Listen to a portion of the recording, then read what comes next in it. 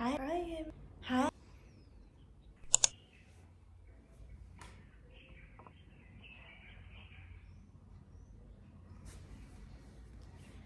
hi everyone. Welcome to my channel. Let me start by introducing myself. I'm Lisa. I'm 27 years old and I'm from China. First of all, I want to apologize because my English isn't good enough for me to speak fluently yet. That's why I've written my script in Chinese and then translate it into English. If what I say sounds a little strange, please forgive me. I'm documenting my journey of learning English through these videos. Oh, and please excuse my accent as well. So, about me, I haven't had a job for 2 years now. I've always been what people call an introvert. Honestly, in society, people like me aren't very popular. When I was a kid, I was so quiet that my classmates thought I was mute. That's when I realized I wasn't good at socializing or interacting with others. I can do it if I have to, but it drains so much of my energy. After every interaction, I need at least 2 days to recover. When people ask me as a child what I wanted to be when I grew up, my answer was always something like a cartoonist or a writer. Why? Because these are jobs you can do from home without having to go outside. My sister always says staying at home all day would drive her crazy. But for me, if I have enough money, I happily stay home forever. In fact, I've already been home for 2 years now. I'm not sure if this is a kind of illness. Maybe it's social anxiety. So, how have I survived these past 2 years without a job? First, I've been living with my family. I'm lucky to have an understanding family. Not rich, but very supportive. During these 2 years, they've never complained or pressured me to leave. I'm truly grateful for that. Have you ever watched Shameless?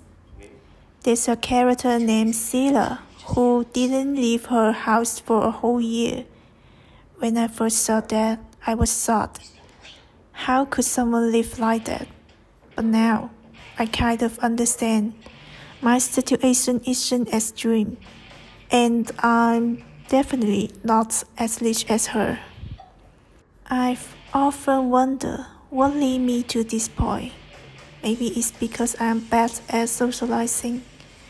I got rejected in so many interviews, and even when I tried to act outgoing, it didn't work.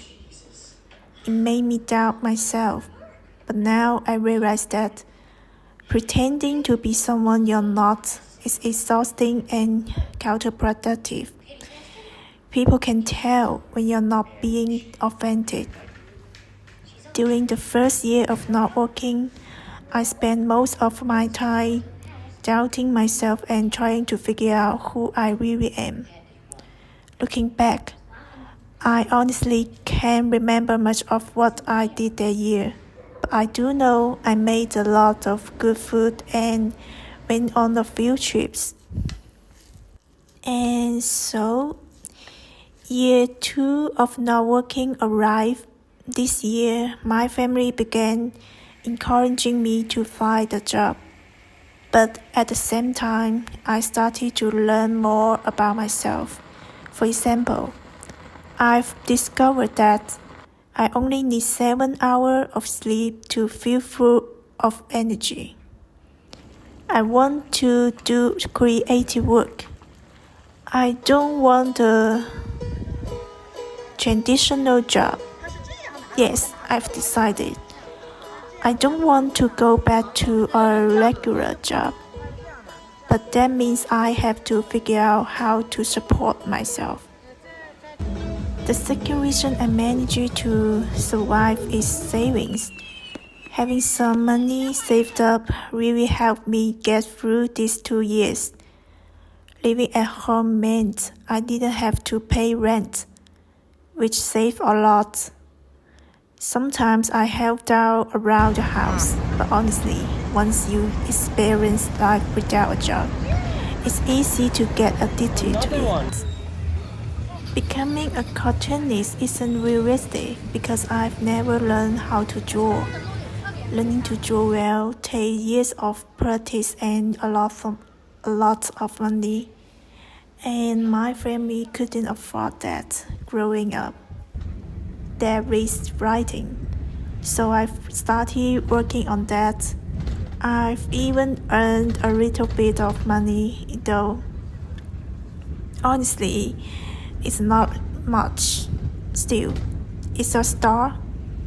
And someone who highly sensitive, I think writing is the perfect outlet for me.